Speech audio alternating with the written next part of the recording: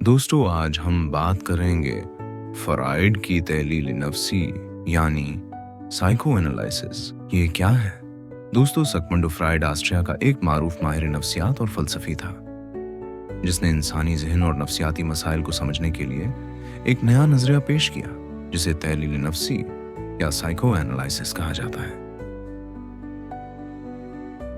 دوستو تحلیل نفسی ہے کیا؟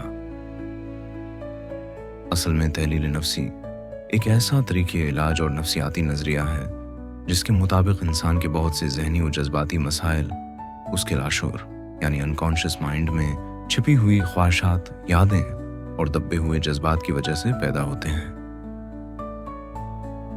دوستو فرائڈ کے مطابق انسانی ذہن کی 3 سطحیں، پہلا شعور کانشس ہے، دوسرا لاشعور انکانشس ہے اور تیسرا قبل الشعور پری کانشس سمجھا جاتا ہے. پہلا شعور ہی یعنی کانشس وہ حصہ ہے جس سے ہم مکمل طور پر واقف ہوتے ہیں، جیسے ہمارے خیالات، فیصلے اور روزمرہ کے اعمال. دوسرا لاشعور ہے یعنی انکانشس.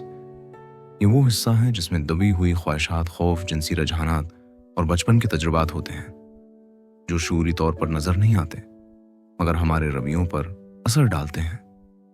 تیسرا حصہ قبل الشعور یعنی یہ وہ خیالات یا یادیں ہیں جو فوری طور پر ذہن میں نہیں ہوتے مگر تھوڑی کوشش سے یاد آ سکتی ہیں. دوستو فرائڈ کے مطابق انسانی شخصیت کے 3 حصے ہوتے ہیں یعنی the structure of personality. وہ انسانی شخصیت کو 3 حصے میں تقسیم کرتا ہے. اِڈ یہ لاشعوری حصہ ہے جو صرف خواہشات اور جذبات پر مبنی ہوتا ہے. یہ ابھی اور فوراً کے اصول پر چلتا ہے جیسے بھوک، غصہ، جنسی خواہش. دوسرا حصہ ہے ایگو کا. یہ شعوری حصہ ہے جو حقیقت پسندی سے کام لیتا ہے. ایگو دراصل اِڈ اور سپر ایگو کے درمیان توازن قائم کرنے کی کوشش کرتا ہے. تیسرا حصہ ہے سپر ایگو کا. یہ اخلاقی اور سماجی اصولوں پر مبنی ہے اور یہ ہمیں بتاتا ہے کہ کیا ٹھیک ہے اور کیا غلط. دوستو فرائڈ نے کچھ خاص تکنیکیں تجویز کی جن کے ذریعے مریض کے لاشعوری مسائل کو سمجھنے کی کوشش کی جاتی ہے، جس میں آزاد خیال گوئی، فری ایسوسیشن. اس میں مریض کو بغیر کسی رکاوٹ کے اپنے خیالات بیان کرنے کی اجازت ہوتی ہے تاکہ لاشعوری خیالات سامنے آ سکیں. دوسرا خوابوں کی تعبیر ڈریم انالیسس.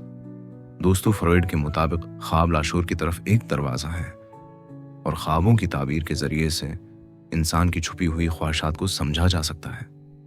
تیسرا دفاعی نظام ہے جس میں جیسے انکار یعنی ڈینائل، جواز پیش کرنا یعنی ریشنلائزیشن اور دبانا یعنی ریپریشن.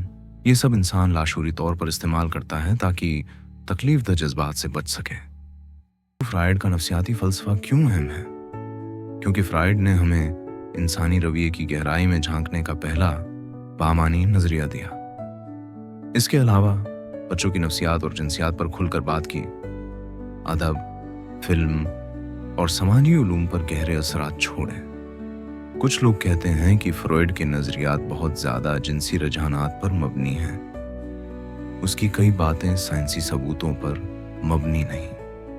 بہرحال دوستو فرائڈ کی تحلیل نفسی ایک انقلابی سوچ تھی جس نے انسانی ذہن کو سمجھنے کے انداز کو ہمیشہ کے لیے بدل دیا. اگرچہ اس پر تنقید بھی ہوئی مگر اس کے اثرات آج بھی نفسیات، فلسفہ، ادب اور کلچر میں، ہمارے معاشرے میں، ہمارے آس پاس ہمیں نمایاں نظر آتے ہیں. یہ ویڈیو آپ کو کیسی لگی؟ ہمیں ضرور بتائیے گا تاکہ اس سلسلے کو ہم آگے لے کر چل سکیں.